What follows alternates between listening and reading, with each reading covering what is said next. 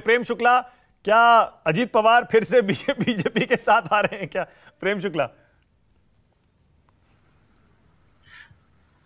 देखिए, ये कयास लगाने वालों को कयास लगाने का अधिकार है। अब श्रीमान संजय राउत अगर एनसीपी के घर में हो रहे किसी प्रकार के विवाद पर इतना प्रसन्न है, और अगर उनको इस बात पर ही प्रसन्नता है कि उद्धव ठाकरे के बहुत सारे विधायक अलग हो गए और उन्होंने जो है कालांतर में असली शिवसेना वही हो गए हैं, और अब अगर इसी तरह की घटनाक्रम वो पवार के घर में देखना चाहते हो, तो ये संजय राउत की जो है, अगर शरद पवार के घर के बंटने में ही उनको प्रसन्नता हो रही हो, तो बंटवारे के ख्वाब देखते रहे।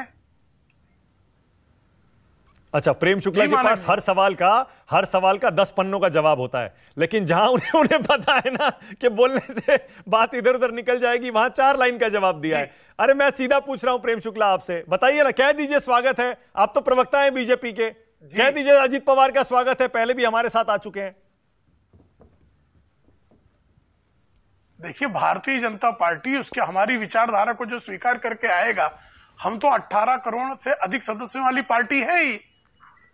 संवैधानिक ढंग से अगर कोई भारतीय जनता पार्टी को स्वीकारना चाहता है और अगर वह स्वीकार करने योग्य है, उसमें योग्यताएं हैं, क्षमताएं हैं, तो भारतीय जनता पार्टी स्वीकारती रही है। इसको अजीत पवार के संदर्भ में क्यों देखना चाहते हैं? विशेष करके अजीत पवार पर इतनी आशंका क्यों हो रही है शरद पवार को? मैं तो इस बात पर आश्चर्यचकित हूं कि शरद पवार को अपने भतीजे पर ही विश्वास नहीं है, और संजय राउत को शरद पवार के भतीजे पर विश्वास नहीं है। जिन शरद पवार को वो चाणक्य कह रहे थे, चाणक्य का भतीजा ही चाणक्य को छोड़ के भाग जाएगा, इतना अविश्वास जो है ये निश्चित तौर पर अप्रत्याशित। अजीत पवार के बारे में आपके क्या विचार हैं प्रेम शुक्ला? कैसे नेता हैं अजीत पवार? जनाधार वाले नेता हैं या फिर अब उनका टाइम जा चुका है? देखिए, अजीत पवार अगर जनाधार वाले नेता नहीं है तो उनको जो है एमवीए ने उप मुख्यमंत्री क्यों बना रखा था? उनको आज भी विधानसभा में विपक्ष का नेता क्यों बना रखा है? अगर वो जनाधार वाले नेता नहीं है तो शरद पवार जैसा व्यक्ति उनको जो है इतना महत्व क्यों देता है? ना चाहकर भी उप मुख्यमंत्री पद की कुर्सी क्यों दे देता है? यह तो शरद पवार को बताना होगा कि वो जनाधार वाले नेताओं को अपने साथ रखते हैं कि जनाधार विहीन नेताओं को जो है उसकी गोल जमा किए हुए हैं। मैं समझ गया। मतलब प्रेम शुक्ला कह रहे हैं अजीत पवार जनाधार वाले नेता हैं, एक तरह से तारीफ कर रहे हैं आप अजीत पवार की। दूसरा सवाल प्रेम शुक्ला, दूसरा सवाल, क्या एनसीपी टूटने वाली है? नहीं, ये तो शरद पवार को पता होगा।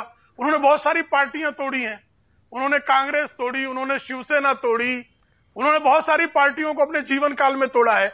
वसंत दादा पाटिल को तोड़ा उन्होंने, फिर जो है पूरी पार्टी कांग्रेस में मिक्स की, फिर शिवसेना से छगन भुजबल को तोड़ा, फिर नारायण राणे जब तोड़े गए शिवसेना से तब भी शरद पवार सक्रिय थे। तो बहुत सारे घरों को, दलों को तोड़ने का अनुभव वो तो आपके ऊपर आरोप लगा रहे हैं। संजय राउत की बात आपने सुनी पूरी? अजीत पवार को कैसे? शरद पवार कह रहे हैं हम पर बहुत दबाव है, एनसीपी पर जबरदस्त दबाव है, लेकिन हम नहीं जाएंगे बीजेपी के साथ, कुछ एक नेता चले जाए तो चले जाएं। किसका दबाव है? सीबीआई, ईडी, यानी बीजेपी का। अपराधी है क्या शरद पवार? कोई चोर बदमाश है क्या शरद पवार? कोई भ्रष्टाचारी है शरद पवार? कोई स्मगलर है क्या शरद पवार? क्यों इन सबके दबाव में आ रहे हैं वो?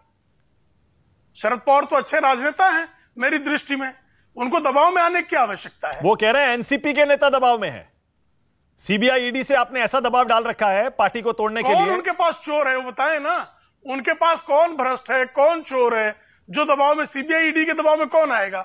सीबीआई ईडी मुझे दबाव बनाए, मैं नहीं आऊंगा। मानव गुप्ता पे दबाव बनाए, नहीं आएंगे। आनंद दुबे पे दबाव बनाए, नहीं आएंगे। बृजमोहन पे बनाए, वो नहीं आएंगे। अभी अमोल कोल्हे जी नहीं आएंगे, कृष्णा जी नहीं है, कौन आ रहा है भाई? अजीत पवार पर भी तो केस है। अजीत पवार पर दबाव नहीं बनाया आपने? अजीत पवार आएंगे या नहीं आएंगे उन पर दबाव हुआ तो? कौन सा दबाव? कभी हमने दबाव नहीं बनाया, किसी पे नहीं बनाया।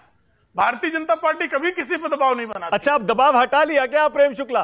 क्योंकि हाल में ईडी में जो चार्जशीट गई है उसमें नाम नहीं है उनका, दबाव हटा लिया क्या? बनाते ही नहीं है, हटाने की बात तो बात की है, हम दबाव बनाते ही नहीं है जी। हटाने की बात तो बाद में होगी जब बनाएंगे।